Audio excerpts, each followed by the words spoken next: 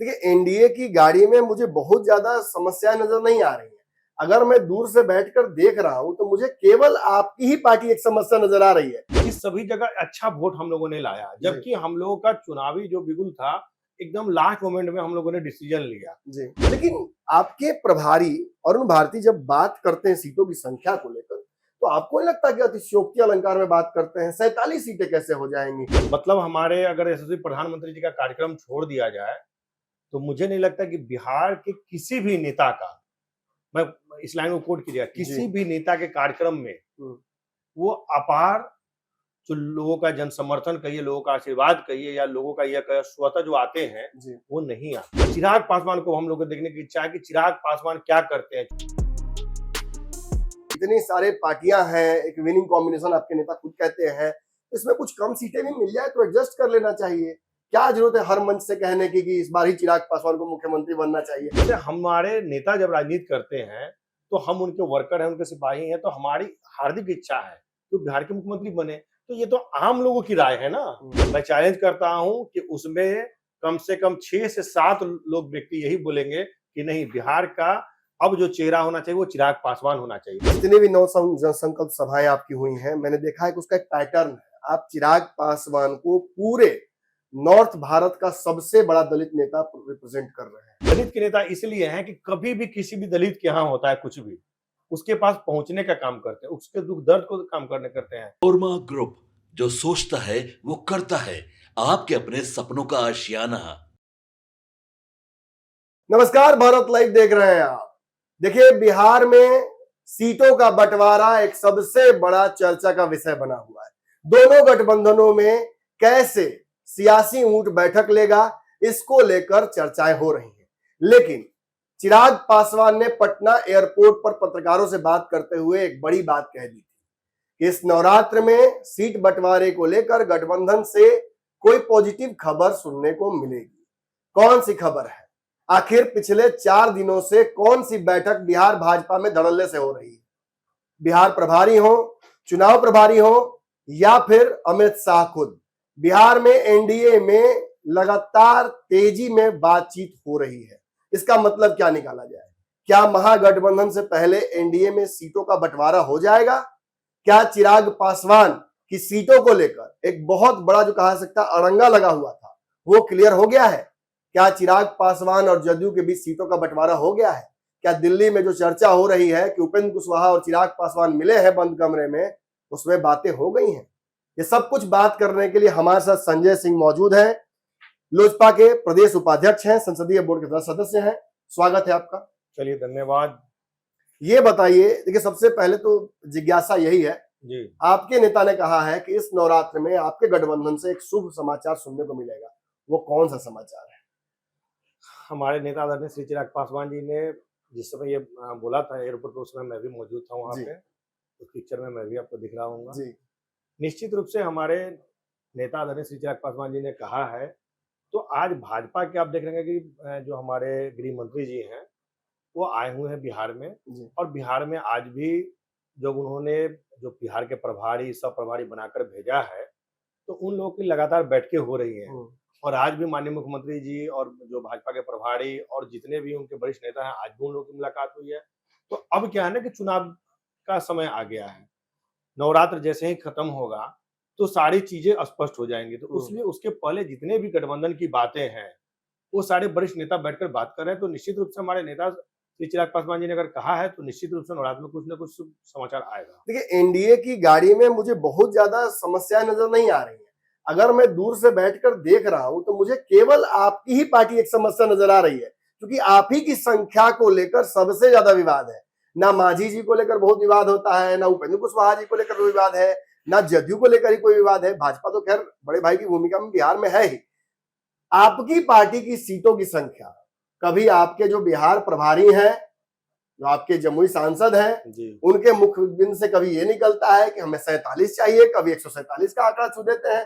कायदे से आपकी पार्टी की जो संख्या है, जो मीडिया में अलग अलग सुर्खियों में चल रही है, कहीं 20, कहीं 25, कहीं 27, क्या सच्चाई है, क्या भ्रामकता है, कहां तक आपकी पार्टी मान जाएगी? देखिए, सबसे बड़ी बात है जो संख्या बल की बात है, तो दूसरे पार्टियों और लोजपा रामविलास का फर्क क्या है कि लोक जनशक्ति पार्टी रामविलास, जब आप देख रहे होंगे कि 2020 में चुनाव लड़ी जी तो मजबूती के साथ चुनाव लड़ी, और 137 सीट लड़ने के बाद आप देख रहे होंगे कि हर एक सीट पे हमारी जो भी साथी लड़े, चाहे हम अगर महुआ से लड़े हो तब, या फिर हमारे नहीं, एवरेज वोट आपका 15,000 से ऊपर आया था हर सभी विधानसभा जगह, में। वही जी, मैंने कहा जी कि सभी जगह अच्छा वोट हम लोगों ने लाया, जबकि हम लोगों का चुनावी जो बिगुल था एकदम लास्ट मोमेंट में हम लोगों ने डिसीजन लिया। जी जैसे अब जैसे 2015 से 2020 में हम अपनी बात अगर कहें तो हमने तैयारी किया था लालगंज से, जी 5 साल हमने मेहनत किया लालगंज में, हमने वहां पर बूथ कमेटी बनाने की बात हो तब, चाहे लोगों से मिलना जुलना हो तब, जी चाहे लोगों के सुख दुख में शामिल होने का काम था तो हमने लालगंज में किया था। लेकिन जब गठबंधन की बात नहीं बनी और पार्टी में अकेले चुनाव लड़ने की बात आई तो मैं महुआ लड़ने चला गया। जी तो निश्चित रूप से उस समय हमको जो वोट आया 26,000 उससे ज्यादा वोट आता। जी तो उसी प्रकार से बहुत सारे नेताओं का क्षेत्र चेंज हो गया। अगर हमारी तैयारी अगर पहले से रहती, अगर कम से कम 3-4 महीना पहले भी हो जाती कि लोक जनशक्ति पार्टी रामविलास अगर अकेले लड़ता है तो हम लोग उस हिसाब से तैयारी करते। और ज्यादा वोट लेके आते हैं। निश्चित हम लोगों का क्या हुआ ना कि सबसे बड़ी बात है कि उस समय हमारे दुख की घड़ी क्या आ गई कि हमारे सरदे जो हमारे संस्थापक रामविलास जी। पासवान जी थे, उनका निधन हो गया। तो हमारे नेता और सभी पार्टी के जो लोग थे ना, उस दुख की घड़ी में घिरे हुए थे। लेकिन हमारे नेता के सर पर 2-2 जिम्मेवारी आ गई, एक तो पिताजी की श्राद्ध का जिम्मेवारी जी और दूसरी इधर फिर चुनाव का। तो उनको भी सीटों का चयन में, चाहे हर एक चीज में मतलब जो ध्यान होना चाहिए था, वो सब चीजों पर उन्होंने बहुत ज्यादा ध्यान नहीं दिया, इसीलिए कि उनके उसी समय श्राद्ध क्रम का कार्यक्रम भी जी। चल रहा था। तो कोई उस टाइप का तैयारी नहीं हो पाया था। अगर हम लोग को 4 महीना पहले अगर हो जाता तो मैं आपको विश्वास दिलाता हूँ कि कुछ भी नहीं तो कम से कम ये मत जो था ना, दुगना के अंतर पर जरूर हर एक ठीक जगह है, आता। आप बेहतर प्रदर्शन और करते, आप और ज्यादा सीटें जीतते या और ज्यादा नंबर आपके पास होता। लेकिन आपके प्रभारी अरुण भारती जब बात करते हैं सीटों की संख्या को लेकर, तो आपको नहीं लगता कि अतिशयोक्ति अलंकार में बात करते हैं? 47 सीटें कैसे हो जाएंगी? 137 के बीच में 47 के बीच कैसे हो सकता है? आपकी पार्टी ने विधानसभा में कब बढ़िया प्रदर्शन किया है? देखिए ट्रैक रिकॉर्ड भी देखिएगा ना। बिल्कुल प्रभारी महोदय अगर कह रहे हैं तो उसके पीछे सबसे बड़ा लॉजिक ये है कि आप देखेंगे पहले का पीछे का उठा के, लोक जनशक्ति पार्टी रामविलास 2020 में जितनी मजबूत थी, जी उसके बाद आप देख रहे होंगे कि जितने भी कार्यक्रम, चाहे कि हमारा आशीर्वाद यात्रा हो जी या अभी नौ संकल्प महासभा जो हमारा जितने भी प्रमंडल वाइज होते आए हैं, मतलब हमारे अगर यशस्वी प्रधानमंत्री जी का कार्यक्रम छोड़ दिया जाए तो मुझे नहीं लगता कि बिहार के किसी भी नेता का, मैं इस लाइन को कोट कीजिएगा, किसी भी नेता के कार्यक्रम में वो अपार जो लोगों का जन समर्थन कहिए, लोगों का आशीर्वाद कहिए या लोगों का यह कहिए स्वतः जो आते हैं वो नहीं आते। तो कहीं ना कहीं हर एक आदमी की इच्छा है चिराग पासवान से जुड़ने की, चिराग पासवान को मतलब इस चुनाव में मतलब एक एक वोट देने की। तो हर एक आदमी की, आप जब जा रहे होंगे क्षेत्र में, जैसे हम लोग अगर गांव से जुड़े हुए व्यक्ति हैं, विधानसभा में अपने घूमते हैं, तो लोगों की इच्छा एक ही होती है कि भाई हमने सभी लोगों को देखा है, चिराग पासवान को हम लोग को देखने की इच्छा है कि चिराग पासवान क्या करते हैं। क्योंकि नौजवान हैं, युवा हैं, तो निश्चित रूप से पढ़े लिखे हैं, तो इनका विजन क्या है ये लोगों के दिमाग में है कि अब चिराग पासवान को हमको देखना है कि इनका विजन क्या है, क्या ये आने वाले समय बिहार के प्रति और बिहारियों के प्रति इनका सोच क्या है, आने वाले समय में बिहार और बिहारियों के प्रति ये क्या सोच रखते हैं, क्या करेंगे आने वाले समय में।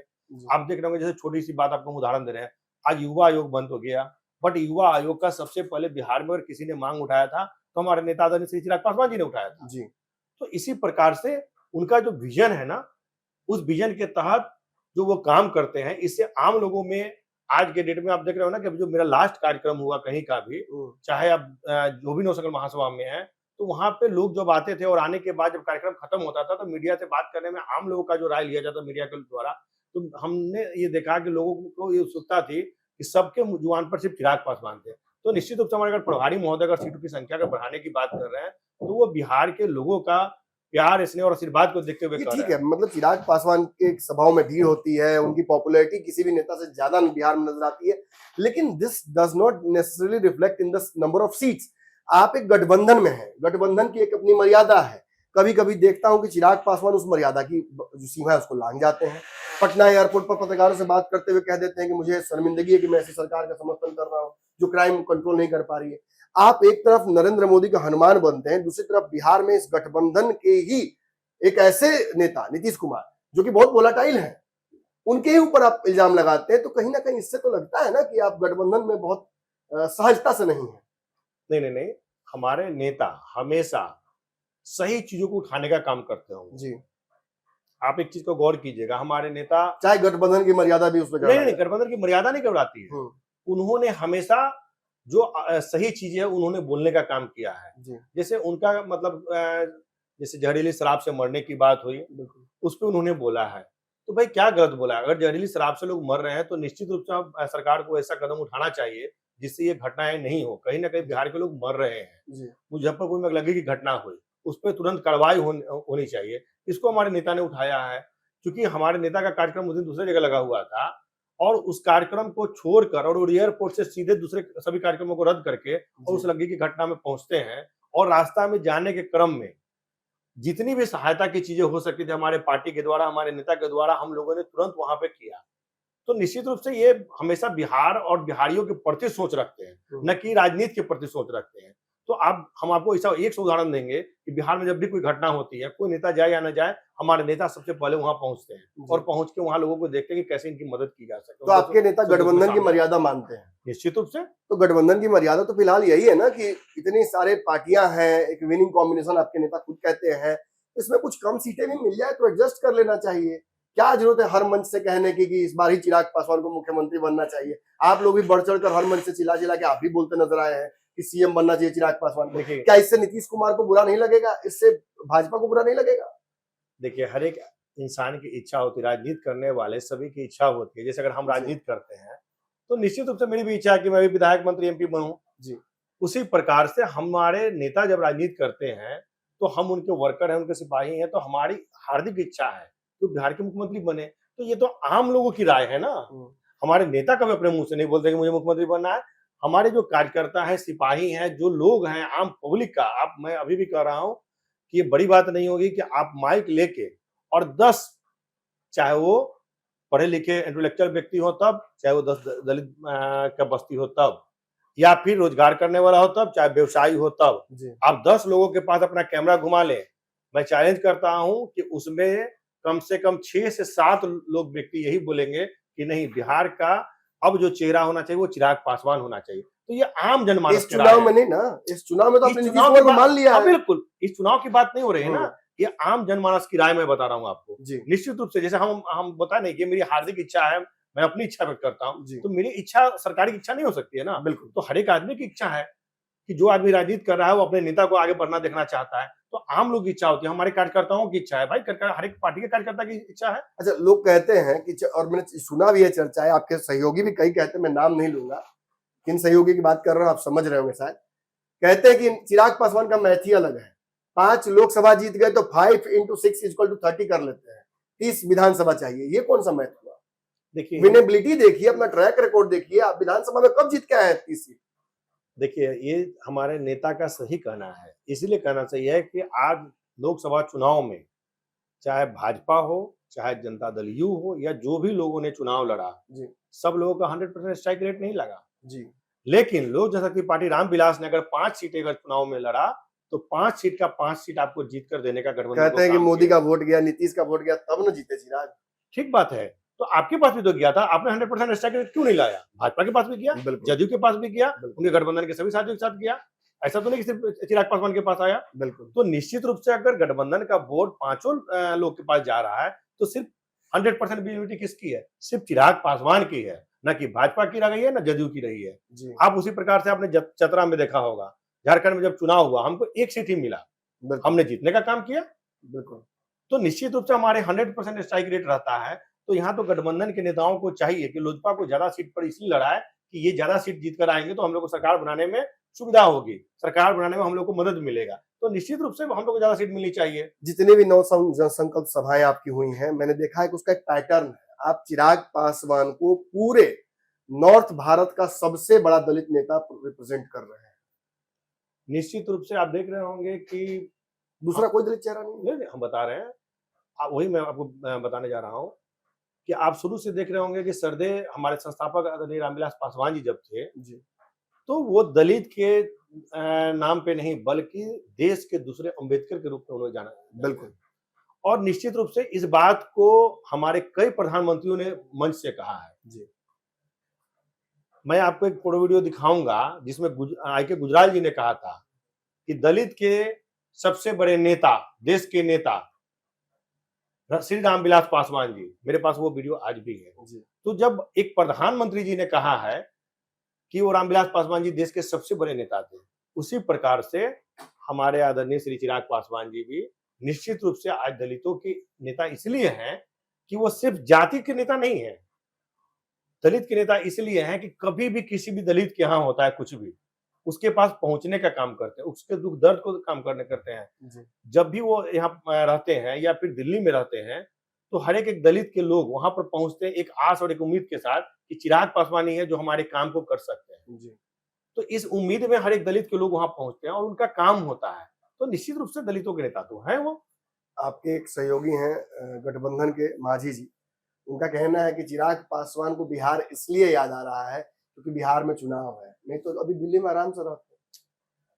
देखिए मांझी जी हम लोग के गार्जियन हैं, हमारे नेता भी हर एक मंच से कहते हैं कि हम लोग के गार्जियन हैं, और गार्जियन है तो वो कुछ भी बोलते हैं तो हम लोग उस बात पर ध्यान नहीं देते हैं, क्योंकि गार्जियन का काम लेकिन होता ऐसा है लग बोलना। रहा है ना कि चिराग जी को बिहार एक बैग याद आने लगा, बीच में 6 महीने तो याद नहीं आया था। तब हमको लगता है कि तब हमको इस मैटर पर बोलना पड़ेगा कि शायद हमारे मांझी जी को याद नहीं होगा कि पार्टी टूटने के बाद से कोई ऐसा महीना बताएं, कोई ऐसा दिन बताएं जिस समय चिराग पासवान जी का आशीर्वाद यात्रा जब हुआ था तो पूरे बिहार के सभी जिला में घूम घूम कर उन्होंने कार्यक्रम किया। जी उसके बाद उस कार्यक्रम के बाद लगातार हमारा कोई ना कोई बिहार में उनका कार्यक्रम और उनका यात्रा चलते रहा। जी और ये नौ संकल्प महासभा तो अभी हुई है 2025 में, चाहे 2024 की बात कर ले, 2023 की बात कर ले, या जब भी आप बात कर ले, लगातार हमारे नेता लोगों के बीच में रहने का काम करते हैं।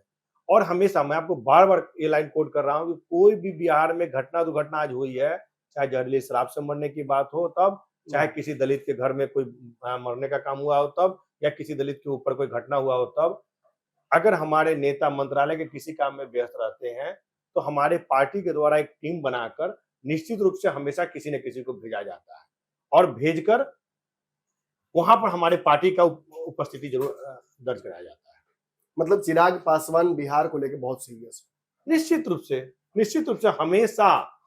हम तो आपको ये बात मतलब ये इस्तीफे की बात फिर क्यों आ जाती है कि मुझे छोड़कर भी बिहार आ जाऊंगा, ऐसी क्या बेचैनी है, ऐसी क्या हड़बड़ी है? बिहार में चुनाव है, आपके पास समय है, अगले चुनाव में आप ट्राई कीजिएगा। नहीं, उनकी बेचैनी नहीं है, आम लोगों का ये राय, मैं बार बार आपको कह रहा हूं ना कि उनकी बेचैनी नहीं है, आम लोगों का राय, हमारे कार्यकर्ताओं का राय, हमारे पार्टी के सिपाही जो भी हैं, जो भी उनके लिए दिन रात मेहनत कर रहे हैं, उनकी वो राय है। उस राय पे मतलब ये बात आती है कि हमारे नेता को विधानसभा चुनाव लड़ना चाहिए, ये सभी की मांग रहती है।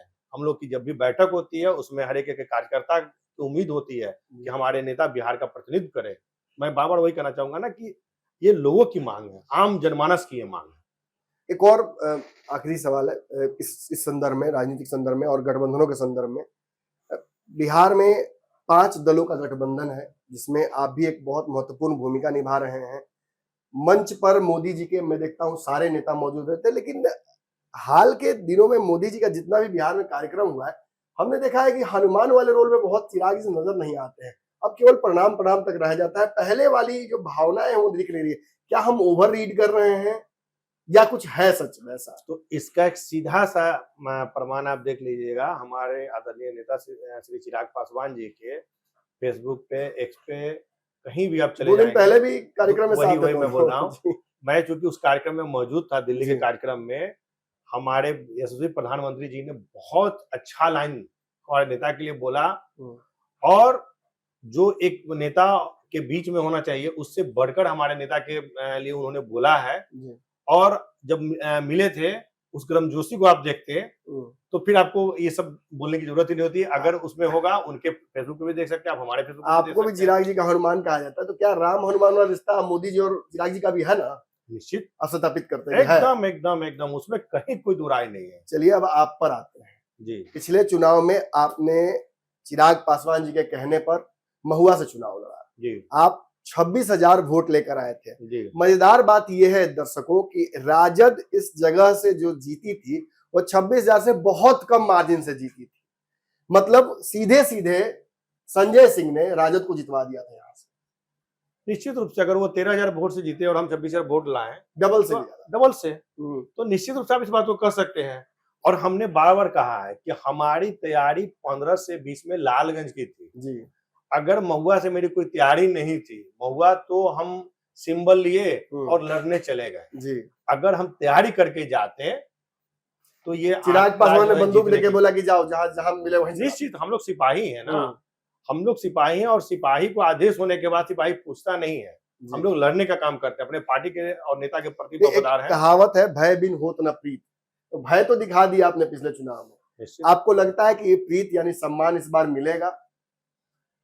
हम बता तो रहे ना कि पार्टी के सबसे पुराने नेताओं की लिस्ट में जब नाम आएगी उसमें हम भी एक है अपने पार्टी जी। में, और अपने पार्टी के वफादार सिपाहियों के नाम पार्टी में टूटी हुई थी तो आपका इंटरव्यू सबसे ज्यादा चला था, मुझे याद निश्चित है। निश्चित। तो उस समय से लेकर और आज तक अपने पार्टी के लिए और अपने नेता के लिए वफादारी के साथ खड़े रहे हैं। जी। और पार्टी ने मुझे भी बहुत सारे पदों पर पार्टी में मुझे हमेशा मान सम्मान देने का काम किया है। जी। और आदरणीय नेता चिराग पासवान जी ने भी मुझे हर एक मंच पे और हर एक जगह सम्मान देने का काम किया। और पिछले बार 2020 में उन्होंने चुनाव भी लड़ाया है। तो निश्चित रूप से मुझे मानना है कि मेरे चीजों को देखते हुए नेता हम पर जरूर विश्वास रखना चाहता है। चिराग जी ने हेलीकॉप्टर में जब वो उड़े थे पटना से आपकी सभा के लिए, तो उन्होंने एक समीकरण दिया था कि मेरे पास भी एमवाई है, लेकिन वो जाति वाला नहीं है, मेरे पास महिला और युवा है। उस जी, युवा टीम का आप भी हिस्सा है। जी, महुआ एक तरफ, लालगंज एक तरफ। जी, मुझे खबर मिली है कि चिराग पासवान दोनों सीटें मांग रहे हैं। जी। संजय सिंह कौन सी सीट लड़ना चाहते हैं? ज्यादा दिल के करीब कौन सी सीट? देखिए ये तो हमारे नेता के ऊपर निर्भर करता है। अगर हमारे नेता आदेश करते हैं कि आप महुआ लड़िए तो निश्चित रूप से हम महुआ लड़ेंगे, क्योंकि मेरी तैयारी महुआ से है। जी। और हमने 5 साल मेहनत भी महुआ से इस बार किया है, क्योंकि पिछले बार हम वहाँ चुनाव लड़े लेकिन थे। नाम आपका लगातार चल रहा है लालगंज से, अब तो सब सर्वे में चलाया जा रहा है। नहीं ठीक है, वो हम मान रहे हैं। अब तो क्या है ना कि लालगंज में नाम इसलिए चल रहा है कि 15 से 20 हमने तैयारी किया था लालगंज से, जी। तो वहाँ का लोगों का प्यार सम्मान जो है मेरे साथ आज भी है। और इस बीच में भी कभी कभी जो लोग हमसे जुड़े हुए हैं उनके सुख दुख में हमने काम किया है। कभी उनको अगर एम्स में भर्ती कराने का काम हो तब, चाहे पटना में कोई काम हो तब, या उनका कोई पुलिस पैरवी करने का काम हुआ जी। तो हमने किया है। तो जो लोगों का कनेक्टिविटी बना वो तो छूटा नहीं है। तो इसलिए लोगों का कहना है कि भाई आप किसी पद पे नहीं थे और आप यहाँ से चुनाव नहीं भी लड़े, फिर भी आप मेरे काम को किए हैं। तो हमारी इच्छा है कि आप यहाँ आए और चुनाव लड़के जीते, ताकि हम लोग को आगे हमारा और भी काम हो। तो जी। निश्चित रूप से उनकी इच्छा है। बाकी रही बात हमारे नेता के ऊपर निर्णय, जो हमारे नेता निर्णय लेंगे वो सब मान्य होगा। महुआ में आपने कैंपिंग शुरू कर दी है, आपके लोग लगातार डोर टू डोर जा रहे हैं। एक मजेदार बात दर्शकों को ये भी बता दूं कि लोकसभा वैशाली जो है उससे एक दावेदार ये भी थे लोकसभा के दौरान, लेकिन चिराग जी ने कहा कि आपको विधानसभा लड़ना है, तो विधानसभा की ओर मुड़ गया, छोड़ दिया मन की नहीं लड़ेंगे एमपी। हम क्या बोले कि हम अपने नेता के सिपाही हैं। बहुत लोग बागी हुए थे, लिस्ट एक जारी हुई थी, हाँ बिल्कुल, कई लोगों का नाम उसमें आया था, बिल्कुल। आपका भी नाम को जोड़ दिया था उसमें। बिल्कुल, हम अभी भी बार बार बोल रहे हैं कि हम अच्छा, आपका नाम कैसे आ गया था उस लिस्ट में? एक्चुअली उस लिस्ट में मेरा नाम आने का एक दूसरा रीजन था। उन्होंने जिला के सारे नेताओं का लिस्ट बनाया था जी। कि हाजीपुर से जितने भी नेता थे उसमें सभी लोगों का नाम उन्होंने एक सब तरफ से बागियों लिख के दिया। चले जाएंगे ये सब बागियों के सब लोग हट जाएंगे। जी। हमने सीधा कहा कि हम अपने नेता के साथ हैं और हम अपने नेता के साथ ही रहेंगे। तो कोई जरूरी नहीं कि हम सांसद का चुनाव उस नहीं क्षेत्र लड़ेंगे। से आप ही एक रह गए थे शायद। जी बिल्कुल, सिंगल। आज भी सिंगल रह गए थे। पार्टी के जिला में आज सिंगल हम हैं। उम्मीद है कि जो उस समय आपने दिखाई भावना चिराग के प्रति, उसका सम्मान करते हुए चिराग जी आपके लिए लड़के सीट लेंगे। निश्चित रूप से मुझे पूर्ण विश्वास बहुत हाई प्रोफाइल सीट है। इसलिए तो मैं बोल रहा हूँ कि निश्चित रूप से मुझे पूर्ण विश्वास है कि मेरे नेता मेरे कार्य को देखते हुए और मेरे विश्वास और मेरी लॉयल्टी को देखते हुए निश्चित रूप से लेंगे। जो लोकसभा में एक नाजीर प्रस्तुत कर दिया चिराग पासवान ने, शायद बिहार में दोबारा ये रिपीट हो पाएगा कि नहीं।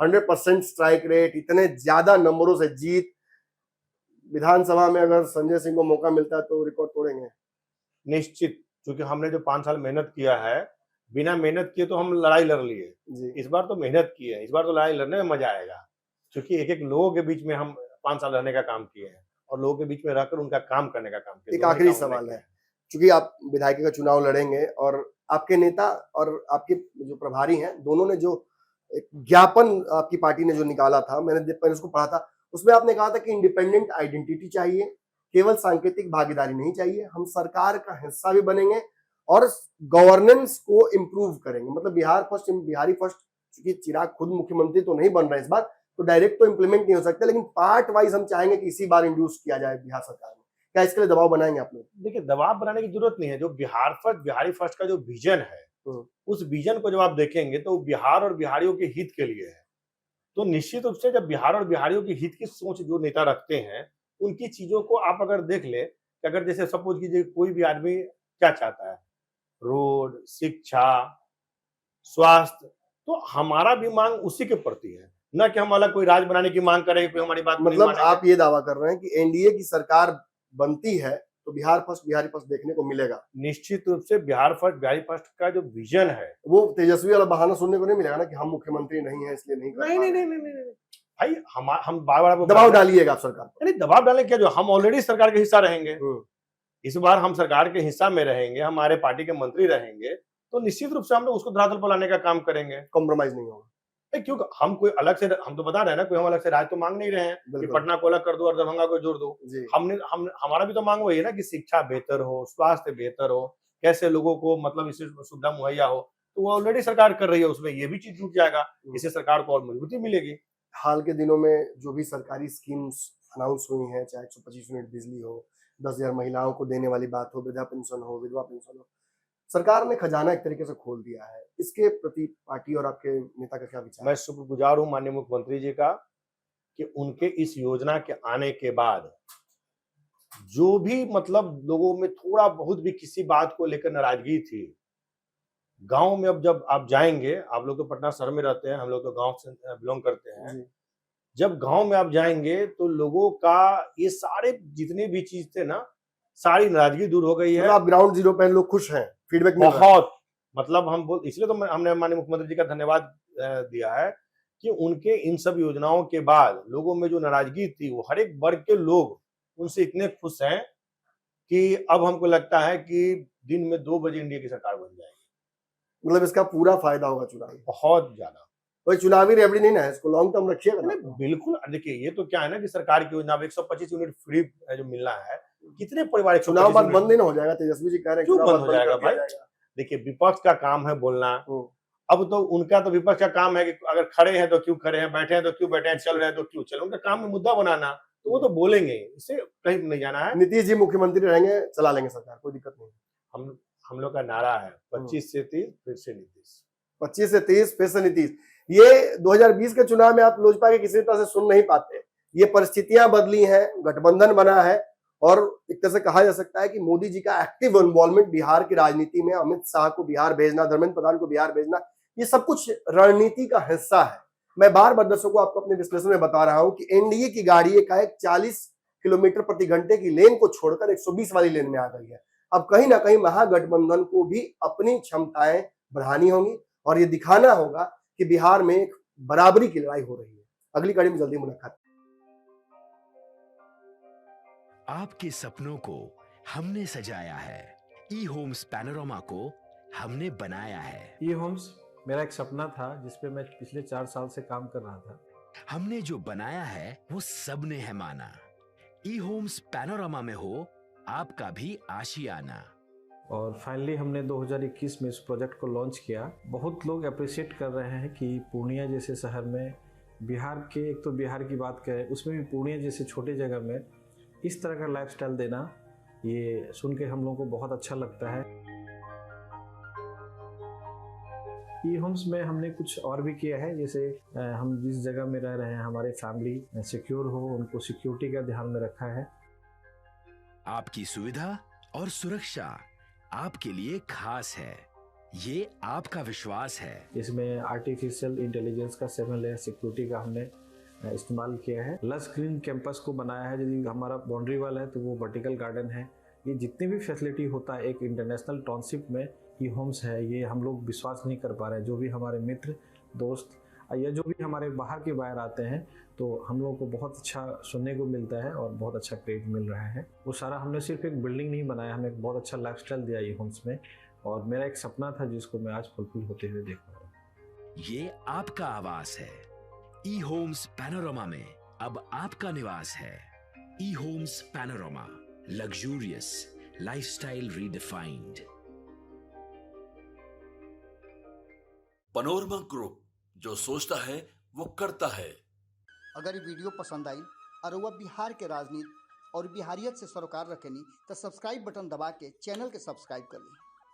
ओजे एगो घंटी बा, ओकरा बटन दबा देला से कुल सटीक और मारक खबर रुआ मुफ्त में मिल जाई।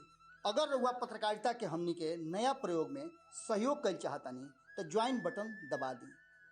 पेटीएम नंबर नोट कर ली 9386816700।